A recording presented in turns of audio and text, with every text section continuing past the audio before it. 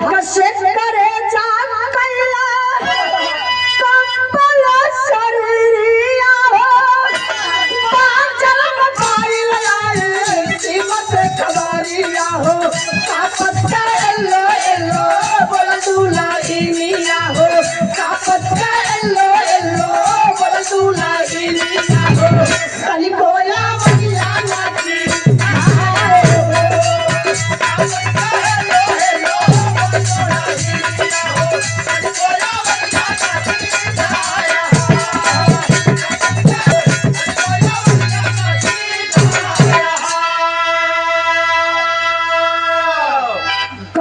बाबू दुल्हनिया बेचारी स्नान कई के श्रृंगार करे बैठल है ऐसे बरवा चोटी कई के हथवा में सिंदूरवा कर डिबिया ऐसे खोलनी मंगिया में सिंदूर लगावे जाते हैं बाबू सबले अचानक शरीर अंदर से कांपल और सिंदूर का डिबिया वही जमीन पर गिरल सारा सिंदूर वही बिखर गया दुल्हन कलेजा पे हाथ रख ली कली दुनिया के मालिक हमरे सोनू के पापा के कुछ कहीं न हो जहाँ रहे सुरक्षित रहे ऐसा अचरवा से बाबू सेनुरा के बेचारी बटोरत न हो तबले तो सीमा से फोन आई गयल फोन के करबा नया नंबर बा दुल्हनिया समझ गई कई दिन हो गल बा सोनू का पापा फोन ना करत रहा फोन ना लगत रहा है हमके लगत बा कि नंबर चेंज करके फोन करत हुआ तो बेचारी फोन को रिसीव करती और पहला वर्ड बोलती है गीता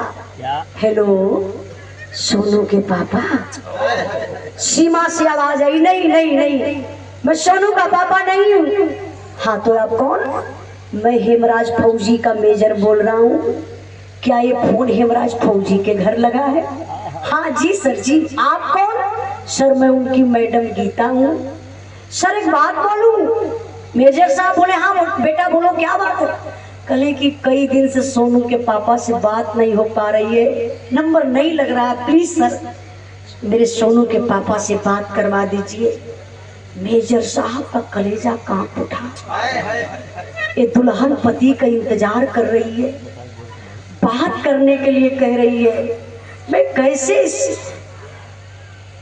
गम को इस बात को कैसे बताऊं कि तुम्हारा पति इस दुनिया में नहीं है शहीद हो गया हिम्मत अंदर से मेजर साहब की नहीं पड़ रही है सोच रहे हैं क्या करूं फिर बोलते हैं मेजर साहब बेटा गीता कोई और परिवार में है क्या जरा किसी और को फोन दीजिए गीता काली सर इस समय तो मैं ही हूँ बोलिए क्या बात है मेजर साहब बात घुमाए देने बाबू गीता के वही फोनवा पर बतावे शुरू कर अच्छा बतावत कैसे हुआ इहो गौरस का भाव बा कहना बा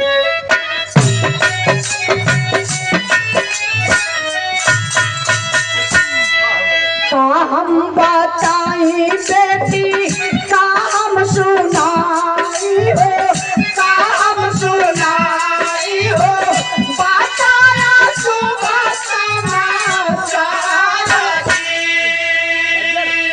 बजर करे जा के सुनला खबरिया रे सुनला खबरिया हो लुटियार दुनिया तो हथवा से फोनवा छुट के गिरला जमीनिया पर गिरला जमीनिया पर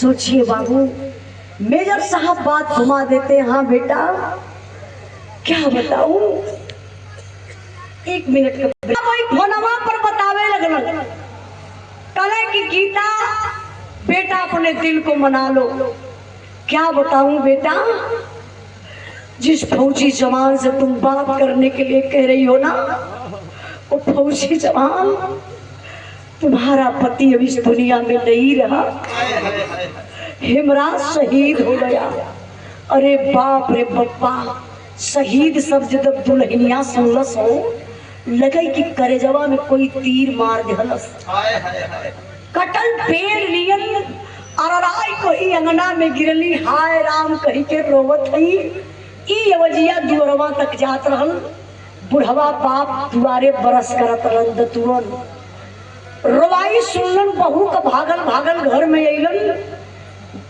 गीता यहाँ गिर के रोवत थी, मोबाइलिया होतना दूर पर बा। बाबू फोनवा उठा लो, चालू बा फोनवा। अब गुस्सा में हमें पिताजी डांटत हमें, समझत हुए हेमराज बा। कहले रे बेटा, हेमराज तू का कह डाले रे? देख गीता अंगना में गिर के रोवत बा, का बात बा? सीमा से आई आवाज आई, पिताजी मैं हेमराज नहीं हूँ। तो फिर कौन हो? कहले कि मैं हेमराज फौजी का मेजर बोल रहा हूँ। आपका बेटा हेमराज इस दुनिया में नहीं रहा पिताजी। अरे बाप रे बापा, माई बाबू सुनले छाती पीट पीट रोवत हुए। पूरे गांव में खबर हो गई हेमराज शहीद हो गया। पूरे क्षेत्र का लोग दुआरे पर आइल हुआ। यहाँ का बतिया छोड़ी, अब तनी से दिमकवा आप लोग लेके चला जहाँ दोनों जवानन का लसिया रखल गई बा कैंप में। वहाँ फौजी जवान करत का उन बिरहा में आला कलाई।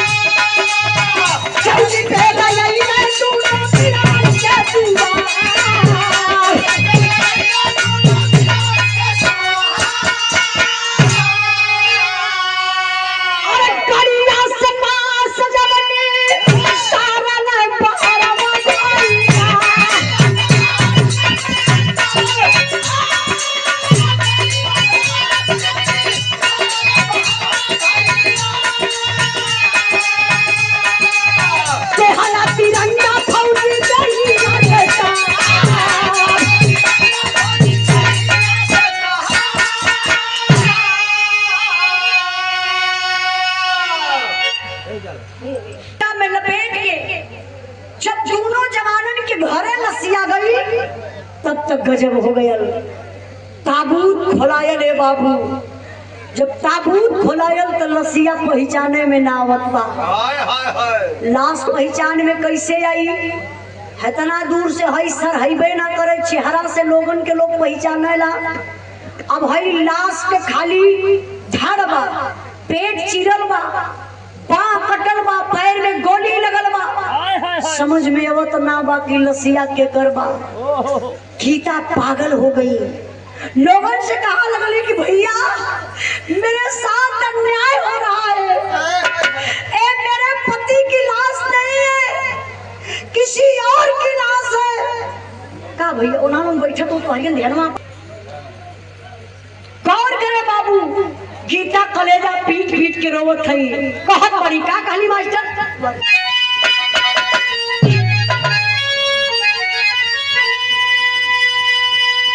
अरे छाती पीट पीट कहा गीता पाऊ रही भैया।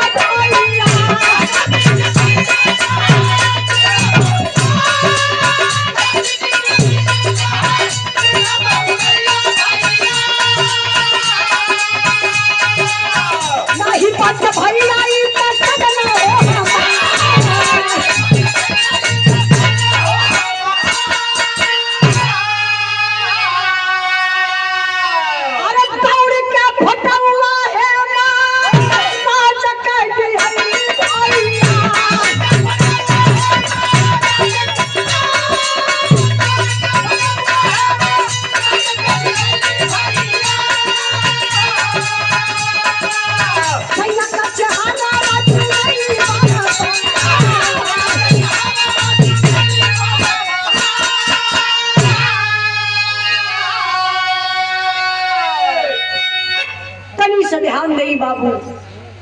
गीता रोवत हन, मेरे पति की लाश नहीं है, मेरे साथ अन्याय हो रहा है। एक किसी और के मांग का सिंदूर उजड़ गया। इस लाश को ले जाइए मेरे दरवाजे से। इतने कहत गीता वो भिड़िया के चीरत फारत घर के तरफ जाते हैं। लोग समझ गए ना, लगता है गीता पागल हो गई, घर में जा रही, आत्महत्या न कर ले, इसका दिमाग काम नहीं कर रहा है, ये अपने पति को नहीं पहचान रही है। लेकिन गीता घरवा में गईली बाबू।